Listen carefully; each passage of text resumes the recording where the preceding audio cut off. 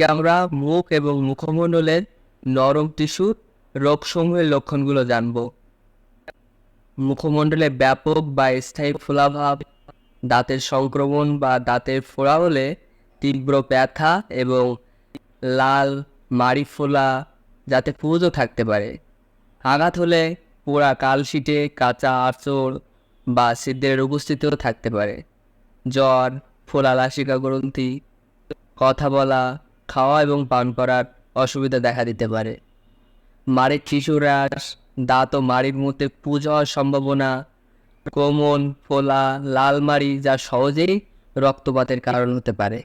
দাঁতের ভারী প্লাগ বা পরত জমা, দাঁত আলগা হয়ে যাওয়া বা অকালে দাঁত পড়ে যাওয়া, লাল ফোলা টনসিল এবং তাতে সারা পুঁজ হওয়া, ঠোঁট বা মুখের বাইরের কিনারাগুলোতে যন্ত্রণাদায়ক